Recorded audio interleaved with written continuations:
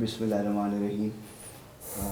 ہماری بہت خوش قسمتی ہے اور بہت خوشی کی بات ہے کہ آج کچھ عرصے بعد جاوید صاحب دوبارہ ہمارے غریب خانے پر تشریف لائے ہیں اور مجالس کا سلسلہ پھر شروع ہوا ہے اور امید ہے کہ یہ جاری رہے گا انشاءاللہ۔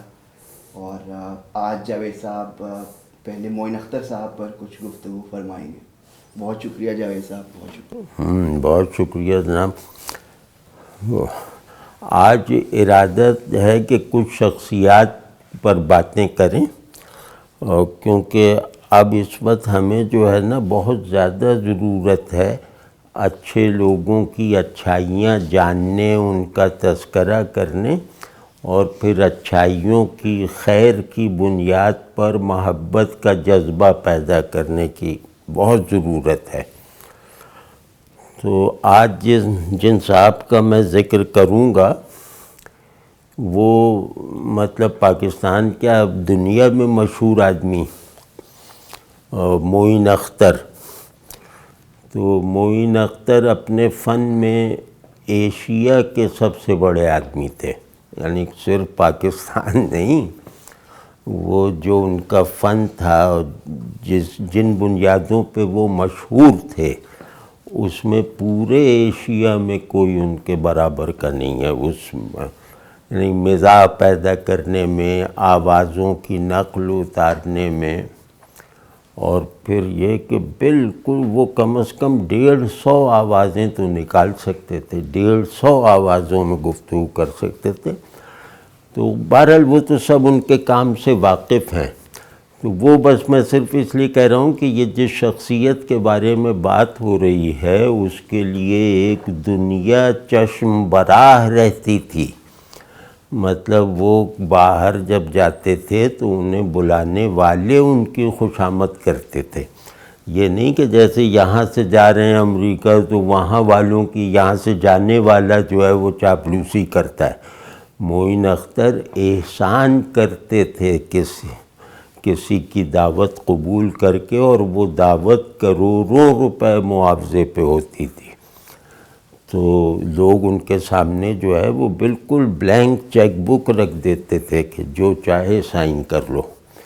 مطلب ایسی مقبولیت اور اس طرح کی محبوبیت میرے خیال میں شوبز میں پاکستان کی تاریخ میں کسی کو نصیب نہیں ہوئی، کہ ان کے ساتھ کام کرنے والا ہر شخص ان کا ممنون ہوتا تھا، ان کا دوست بن جاتا تھا، ان سے محبت کرنے لگتا تھا، اور جس نے بھی ان کے ساتھ کام کیا ہے اس نے اس پر فخر محسوس کیا ہے، چاہے وہ ان سے سینئر ہو چاہے جونیئر ہو، اور جس نے بھی ان کے ساتھ کام کرنے کی حامی بھری، سینئر اور جونیئر سے قطع نظر، اس نے ہمیشہ ان سے کچھ سیکھنے کے لیے ان کے ساتھ کام کرنے کی تگ و دو کی، یا ان کے ساتھ کام کرنے کی آفر قبول کی۔ تو یہ اس طرح کے آدمی تھے کہ جنہوں نے اپنی فیلڈ میں اپنے برابر کا آدمی نہیں دیکھا تھا۔ مطلب بہت زیادہ فرق تھا ان کی صلاحیت اور ہمارے یہاں ہندوستان پاکستان کے اس طرح کے فنکاروں کی صلاحیت میں بہت زیادہ فرق تھا۔ مطلب ہندوستان والے ان کے پاؤں چومتے تھے، بڑے سے بڑے لوگ۔ تو اب اس طرح کی ایک شخص کی تمام شہرت ہے، اور جہاں جہاں اردو بولی اور سمجھی جاتی ہے، ہندی بولی اور سمجھی جاتی ہے، وہاں وہاں معین اختر گویا اس گھر کے ایک فرد ہیں، اس گھر کی ضرورت ہیں آج بھی۔ تو اب اس طرح کی مقبولیت رکھنے والا شخص جو پاکستان میں اداکاروں میں کوئی نہیں تھا، کبھی نہیں رہا اور کوئی نہیں ہوا پاکستان میں، اور جو مطلب یہ کہ جس کے سامنے یعنی کہ ان کے پروفیشن میں ان سے ملنے والا ہر شخص زیادہ تر انہیں خوش رکھنا چاہتا تھا، اور بیشتر پروڈیوسرز اور فائنینسرز ان کے آگے خوشامدانہ انداز میں بیٹھتے تھے۔ مطلب یہ کسی کے پاس کام لینے کے لیے نہیں جاتے تھے، کام دینے والوں کی لائن لگی ہوتی تھی، اور لوگ بڑی بڑی سفارشیں لے کر آتے تھے کہ یہ اتنے کروڑ روپے لے کر ہم سے ہمارا 1 گھنٹے کا شو کر دیں، اس کے لیے سفارشیں لے کر آتے تھے۔ تو غرض یہ کہ دنیا میں اکڑنے کے لیے جتنے اسباب چاہیے کہ آدمی ان کی بنیاد پہ گھمنڈ میں مبتلا ہو جائے، بگڑ جائے، متکبر ہو جائے، اور مطلب وہ تو دعویٰ کرتے تو تکبر نہ ہوتا، واقعہ ہوتا کہ مجھ جیسا کوئی نہیں ہے، تو اس میں کوئی وہ نہیں تھا، اس میں کسی غلطی کا کوئی احتمال نہیں۔ تو جس کا جو اتنا بڑھ گیا ہو اپنی روایت میں، اپنے پروفیشن میں، کہ وہ یہ آرام سے کہتا اور لوگ اس پہ سر جھکا کے جیسے یقین کرتے کہ آپ جیسا کوئی نہیں۔ تو اس پوزیشن پہ آنے والا، انتہائی خوشحالی کی زندگی بسر کر سکنے والا، انتہائی امیروں کی طرح رہ سکنے والا، یہ آدمی ایسا تھا کہ جو زاویہ نشین درویش ہیں وہ ان کی دستبوسی کریں، یعنی جو لوگ درویشی میں معروف ہیں، جو لوگ مطلب جیسے صوفی ہیں، درویش ہیں، فقیر ہیں، اس طرح کے جو لوگ ہیں اور سچے ہیں، مطلب وہ بناوٹی نہیں ہیں، وہ سچے لوگ بھی معین اختر کے مطلب آگے مؤدب ہو جاتے۔ مطلب ان کی بعض خوبیاں ایسی تھیں کہ یہ سب دھرا رہ جاتا آپ کا کہ میں پیر ہوں اور میں مولوی ہوں اور میری داڑھی ہے اور میں یہ کرتا ہوں، کچھ بھی نہیں، مطلب آپ زیرو ہو جاتے اس کے سامنے بیٹھ کر۔ اور اگر آپ خود کو زیرو نہ سمجھتے تو آپ میں کوئی اپنے بارے میں غلط فہمی ہے۔ مطلب اچھے آدمی کی پہچان یہ ہوتی کہ وہ معین اختر کے آگے مؤدب ہو جاتا، ان کو محبوب بناتا۔ یہ میری نظر میں ایک صاحب نسبت آدمی کی پہچان ہوتی ہے۔ اگر آج معین اختر ہوتے تو میں ان کے پاس لوگوں کو بھیجتا۔ تو اب یہ کیا وجہ ہے کہ ان کے اندر ایسی نایاب اور نادر خوبیاں پیدا ہو گئیں جو ان کے ماحول سے، ان کے پروفیشن سے، ان کے دوستوں کے حلقے سے بالکل مناسبت نہیں رکھتی۔ مطلب وہ شوبز کے سب سے بڑے آدمی تھے، اور یہ کہ ان کے ظاہر ہے کہ ان کے ملنے جلنے والے بھی زیادہ تر انہی کے شعبے کے ہوتے تھے۔ لیکن اب میں عرض کرتا ہوں کہ ایک ایسے ماحول میں جس سے زیادہ خراب ماحول کا تصور نہیں کیا جا سکتا، یعنی ہمارے یہاں اس طرح یہ اداکاری اور شوبز وغیرہ کا جو کلچر ہے شروع سے، آج کل تو حد بھی پھلانگ چکا ہے، شروع سے انتہائی حیوانی کلچر ہے، انتہائی سب ہیومن ہے، اور انتہائی جیسے وہ سمجھنا چاہیے کہ مطلب اس میں یہ کہ جو مطلب جتنا میں حیوان ہونے سے نزدیک تر ہوتا چلا جاؤں گا اتنا میں اس کلچر سے میں اپنی جگہ بناتا جاؤں گا۔ اب یہ صورتحال ہے، معین اختر اسی صورتحال میں رہے۔ تو اس میں اس دلدل کا ایک قطرہ بھی ان کے پاؤں پہ نہیں لگا، وہ اس دلدل ہی میں 20 گھنٹے یا 12 گھنٹے گزارتے تھے، نہیں ظاہر ان کا کام تھا یہ۔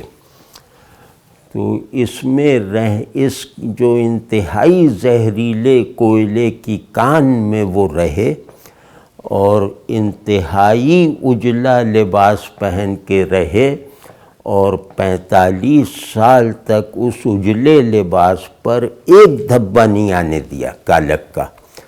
یہ کوئی کر کے دکھائے، مطلب سب اپنی اپنی جگہ بیٹھ کے صوفی اور قطب اقطاب بنتے رہیں، ان بیچاروں کو کیا معلوم کہ آزمائش میں پورا اترنا کسے کہتے ہیں۔ تو ایک تو یہ کہ اس میں وہ کلاسیکل معیار کی عفت رکھتے تھے، اس میں وہ ہمارے سلف کی طرح احتیاط کی زندگی گزارتے تھے، اس میں رہتے ہوئے احتیاط والی زندگی۔ مطلب ان کے بارے میں کہا جا سکتا ہے کہ انہوں نے آنکھوں کا استعمال ایک لمحے کے لیے بھی غلط نہیں کیا۔ اب آپ ذرا سوچئے کہ جہاں چاروں طرف جو ہے وہ شیطان آنکھوں کو کھول رہا ہو، یعنی جہاں ہر منظر جو ہے وہ آداب دید کی خلاف ورزی ہو، جہاں ہر منظر جو ہے وہ اللہ سے سرکشی کی طرح دعوت دیتا ہو کہ ہاں دیکھو مجھے دیکھو، وہاں ایک شخص نے اپنی آنکھوں کو محفوظ رکھا۔ میں نہیں سمجھتا کہ میرے جاننے والوں میں کوئی بھی اس امتحان کا سوچ بھی سکتا ہے، اس امتحان میں کامیابی کا، جو معین اختر 45-40 برس تک رہے اس میں، کیونکہ وہ بالکل لڑکے تھے جب اس میں آئے۔ وہ لڑکپن سے مجھے یاد آیا کہ میں نے انہیں پہلی مرتبہ سن 68 یا 69 میں 68 یا 69 میں قمر جمیل صاحب کے پاس دیکھا تھا۔ تو اس وقت یہ بہت دبلے پتلے اور بہت جیسے ناقابل توجہ سے تھے، بہت جیسے کمزور نہیں ہوتا کوئی آدمی کہ چہرہ بھی اس کا بیماروں جیسا ہے، بالکل پیلا۔ تو اور وہ گلے میں سونے کی چین اور ہاتھوں میں بہت بھاری سونے کی انگوٹھی، تو ہمیں بیزار کر دینے والی سب چیزیں اس وقت ان میں تھیں۔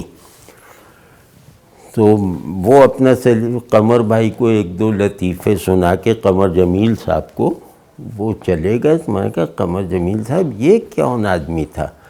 اب میری ان کی عمر میں سال 2 کا 4-5 سال کا فرق ہوگا زیادہ سے زیادہ۔ تو کہنے نہیں یار ہر ایک کو تم اس نظر سے نہ دیکھا کرو۔ میں کہا میں نے کون سی نظر دیکھا؟ لیکن یہ تو عجیب طرح کا کراچی میں جو ہے وہ لفنگوں اور اوباشوں کا ایک لباس ہوتا تھا۔ وہ لباس تھا بڑی بھاری سی سونے کی انگوٹھی پہننا، کبھی نگ کے ساتھ، نگ ہوتا تھا فیروزے کا ہمیشہ، اور کبھی جو ہے نگوں کے بغیر، لیکن ہوتی تھی وہ 1.5-2 تولے کی وہ، اور بھاری سی چین سونے کی پہننا، اور بوسکی کی پیلے رنگ کی لمبی قمیص پہننا ڈھیلی، اور نیچے سفید شلوار، اور یہ اوپر کے 2 بٹن کھلے رکھنا۔ تو اس کا مطلب ہے کہ یہ شخص ہسٹری شیٹر ہے، خطرناک ہے اور برا آدمی ہے۔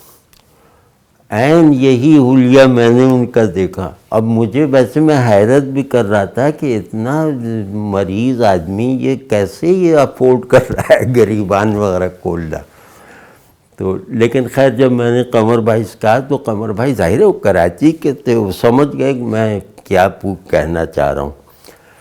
کہنے نہیں بالکل ایسا نہ سمجھنا، یہ کہیں جا رہا ہوگا پروگرام کے لیے تو وہاں کے مطابق اس نے حلیہ بنایا ہے، یہ ایسے حلیے میں نہیں رہتا، یہ تو بشرٹ اور پینٹ پہنتا ہے زیادہ۔ اب اس کے بعد کچھ مرتبہ میں نے انہیں دیکھا کئی مختلف جگہوں پر، اور جو مجھے پتہ چلی باتیں وہ ایسی تھیں کہ مطلب آپ کے اندر کوئی جیسے بڑا سا دھماکہ ہو جائے۔ وہ یہ کہ ایک صاحب تھے، وہ مجھے ملے اور کہنے لگے یار میرا تم جو ہے تم سب لوگوں سے ملتے رہتے ہو۔ اب یہ میری بالکل نوجوانی ہے، یعنی ڈھاکہ فال سے پہلے کی بات ہے۔ تو تم ادھر ادھر گھومتے رہتے ہو، کچھ ہماری بھی کام کروا دو۔ تو میں نے کہا کیا کام؟ کہنے بھائی جنرل اسٹور کھلوا دو، میری ایک ٹانگ بیکار ہے، تو میرا تجربہ جنرل اسٹور کا ہے، بیٹا ہے وہ ساتھ لگ جائے گا، تو وہ کسی سے قسطوں پہ قرض دلوا کر جنرل اسٹور کھلوا دو، تم ذرا سا یہ دھیان رکھنا۔ اب وہ صاحب جو تھے وہ میرے ایک اور دوست ان کے چچا تھے۔ تو میں ایسے ہی ریڈیو پہ بیٹھا ہوا تھا، ریڈیو پاکستان کی کینٹین بیٹھک تھی ادیبوں کی، شاعروں کی، اور بلا روک ٹوک لوگ اندر آتے جاتے تھے۔ تو وہاں بیٹھا تھا، میں نے ایسے ہی 2-4 لوگ بیٹھے تھے، قمر بھائی بھی تھے، تو میں نے کہا بھئی ہم ایک بڑے مستحق آدمی ہیں، وہ چاہتے ہیں کہ انہیں قرض دے دیا جائے قسطوں پہ اور وہ جنرل اسٹور کھولیں گے، اور ان کا تجربہ بھی ہے۔ اب یہ بات ہو گئی، اس کے ٹھیک 15-20 دن بعد، یعنی کہ زیادہ مدت نہیں گزری، ٹھیک 15-20 دن بعد وہ صاحب مجھ سے ملے، وہ ایک بیساکھی سی رکھتے تھے، اور کہا یار تم تو کوئی بہت ہی جو ہے وہ چھپے ہوئے آدمی ہو۔ میں نے کہا کیا ہوا؟ اب میری کیا سمجھ میں سمجھا یہ مجھے کوئی تانا دے رہے ہیں۔ کہ نہیں یار مجھے تو ظاہر کر دیتے، مجھ پر تو کھول دیتے۔ میں نے کہا کیا کھول پہ؟ تو کہنے وہ ایک صاحب آئے تھے اور انہوں نے کہا کہ یہ جاوید کو جو آپ نے کہا تھا نا، تو جاوید نے بھیجے۔ تو میں نے کہا یار آپ اتنے بھولے آدمی ہیں کہ آپ کو 2.5 لاکھ روپیہ ایک آدمی دے گیا، یہاں 250 روپے ہمارے پاس نہیں ہے، تو میں آپ کو 2.5 لاکھ روپے بھیج دوں گا۔ اب یہ 70 سے پہلے کی بات ہے، تو وہ بھی کہا کہ یہ کیا ہو گیا؟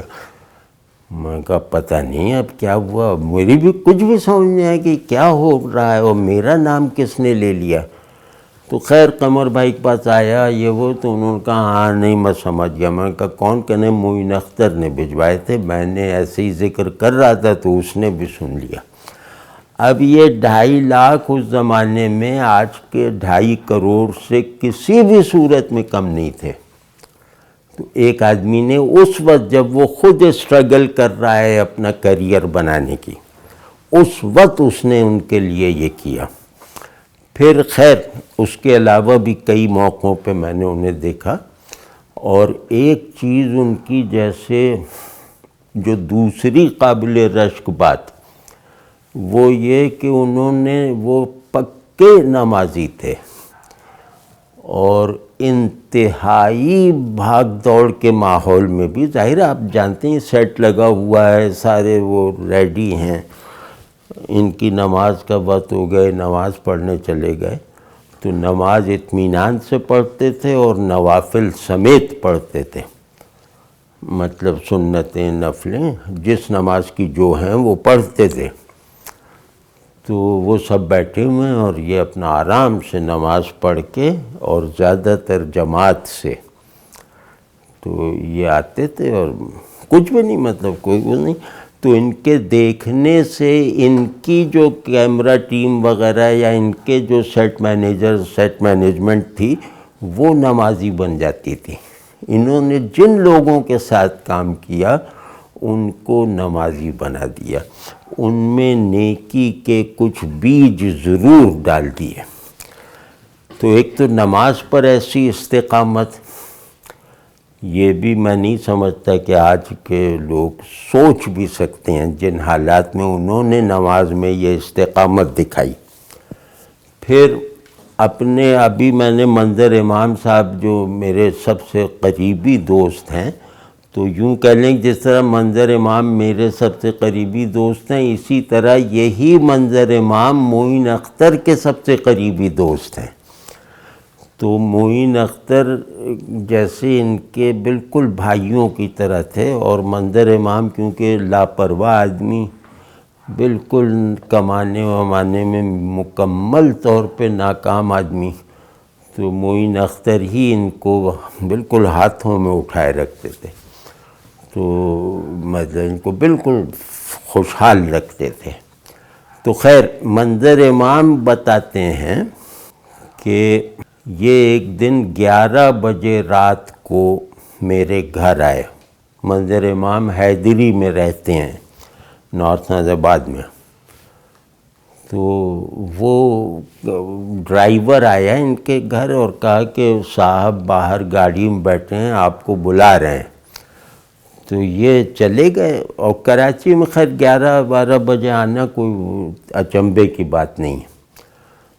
تو یہ گئے تو وہ بیٹھے تھے کہ نہیں یار چلو نیو کراچی چلنا ہے۔ اب نیو کراچی جیسے غریبوں کا علاقہ، تو انہوں نے پوچھا کہ بھئی خیریت ہے؟ کہ ہاں سب خیریت ہے، یہ اخبار میں ایک اشتہار آیا ہے تو ان لوگوں کو ڈھونڈنا ہے۔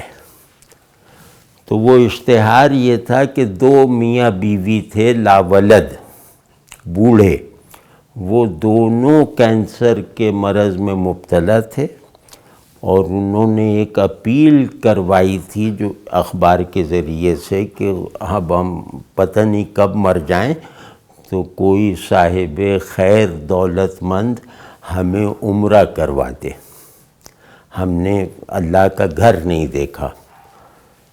تو کہنے یہ آج ہی میں نے شام کو دیکھا ہے، تو چلو ڈھونڈتے ہیں گھر۔ اب یہ لوگ ڈھونڈ ڈھانڈ کے، اب وہ لوکیشن وغیرہ کا تو مسئلہ تھا نہیں، وہ تو ڈھونڈنا پڑتا تھا۔ یہ ڈھونڈ ڈھانڈ کے ان بڑی بھی اور بڑے میاں کے یہاں پہنچ گئے۔ تو اب ظاہر کراچی میں جاگ رہا ہوتا ہے، تو وہاں ایک شور مچ گیا کہ معین اختر آ گئے، معین اختر آ گئے۔ اب ظاہر انہیں سبھی جانتے تھے، تو وہ ایک ہجوم سا اکٹھا ہو گیا۔ تو انہوں نے ان کو اچھی طرح سے وہ کیا، مطلب خوش کیا۔ اس کے بعد وہ جھونپڑی ایسی تھی، مطلب کچا گھر سا یا بہت مختصر سا گھر غریبانہ، وہاں ان میاں بیوی سے جا کے پوچھا کہ بھئی آپ لوگوں کا پاسپورٹ بن گیا ہے، بنا ہوا ہے؟ انہوں نے کہا جی بنا ہوا ہے۔ تو کہنے بھئی 1 ہفتے میں آپ چلے جائیں گے؟ تو اس کے بعد انہوں نے منظر سے کہا کہ تمہارا وہاں کوئی ہے؟ تو منظر کا چھوٹا بھائی ہے شکیل، وہ پہلے وہاں پہ جدہ میں ہوتے تھے، میڈیکل سٹور تھا۔ تو انہوں نے کہا وہ ہے، کہا ابھی فون کرو شکیل کو کہ یہ لوگ آئیں گے، کیونکہ ان کی حالت ایسی نہیں ہے کہ یہ ایک دوسرے کو سنبھال سکیں، اور کبھی گئے بھی نہیں ہیں، تو ان سے کہو کہ ان کا خیال رکھیں، ان کو سب کریں۔ شکیل کو کہا، شکیل نے کیا۔ پھر بہرحال یہ لوگ گئے اور وہاں جا کے خوب اچھی طرح سارے دن گزارے جو مہینہ، اور واپس آئے تو بہت سارے تحفے وغیرہ لے کر۔ تو معین اختر نے جیسے لگ یہ رہا تھا، ابھی جو منظر بتا رہے تھے کہ ان کا سامنا کرنے سے گریز کیا، اور وہ 2 مہینے بعد دونوں فوت ہو گئے۔ اب آپ سوچئے اس پوری سچویشن کو خیال میں لا کے دیکھیے کہ 2 موت سے قریب مایوس العلاج بزرگ مرد عورت اپنی زندگی کی سب سے بڑی خواہش میں ہیں کہ ہم مرنے سے پہلے اللہ کا گھر اور رسول اللہ صلی اللہ علیہ وسلم کا روضہ دیکھ لیں۔ یہ خواہش کتنی شدید ہوگی، اس خواہش کو ایک آدمی جا کے پورا کرتا ہے، اور ان کو عمرہ بھی وہ اس زمانے کے معیاری طریقے پہ کرواتا ہے، یہ نہیں کہ غریب غربا سمجھ کے، اور وہاں ان کی خدمت کا پورا انتظام کرتا ہے، دیکھ بھال کا۔ اور وہ لوگ واپس آتے ہیں تو ان کے سامنے آنے سے، تاکہ وہ شکریہ وغیرہ نہ ادا کریں، سامنے آنے سے غالباً گریز کرتا ہے، اور اس کے بعد انہوں نے 2 مہینے بس زندگی کے دیکھے اور فوت ہو گئے، حالت تشکر میں، حالت اطمینان میں۔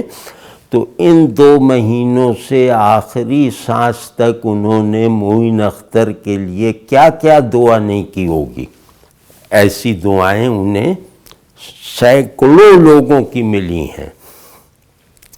پھر یہی جیسے منظر بتا رہے تھے، منظر امام، کہ وہ ایک مرتبہ ان کے گھر والوں نے، بال بچوں نے ضد کر لی کہ ہم تو کراچی سے نکلے ہی نہیں، تو ہمیں اب پاکستان دکھاؤ، ذرا کچھ تفریح وغیرہ کرواؤ۔ اب ان بیچاروں کے پاس تو کچھ بھی نہیں، تو اب وہ دباؤ اتنا بڑھ گیا بیوی بچوں کا کہ انہوں نے ایک طرف کا ریلوے کا ٹکٹ لیا۔ انہیں معلوم تھا کہ معین اختر لاہور میں ہے، تو انہوں نے لاہور کا ٹکٹ لیا اور یہاں آ کے معین اختر کے کمرے میں چلے گئے، وہ انٹر کانٹیننٹل میں۔ انہوں نے کہا ارے تم کیسے؟ تو انہوں نے کہا بس وہ گھر والوں نے مجبور کیا۔ تو وہ بغیر کہے سمجھ گئے کہ ان کے پاس بس لاہور تک کا کرایہ ہوگا، تو انہوں نے اس وقت انہیں 50,000 نکال کے دیے، کہا کہ جاؤ پورا پاکستان دکھاؤ۔ اب یہ سب باتیں 70s یا اس زمانے کی ہیں یا ارلی 80s کی ہیں۔ تو کہا کہ بس جاؤ سب کرو، دکھاؤ۔ اب یہ والی جو چیزیں ہیں نا کہ آپ کو سوال کرنے سے پہلے وہ پہچان جائے اور سوال کرنے کی ذلت نہ اٹھانے دے، تو معین اختر کی ایک مستقل خوبی یہ تھی کہ انہوں نے سائل نہیں بنایا، مدد جس کی اسے سائل نہیں بننے دیا، اور مدد ہمیشہ برابری کے جذبے سے کی۔ مطلب یہ کہ تم مجھ سے کوئی کمتر تھوڑی ہو، اور اگر عمر میں ان سے بڑا ہوتا تو خادم بن کے اس کی خدمت کرتے تھے، اس کی مدد کرتے تھے۔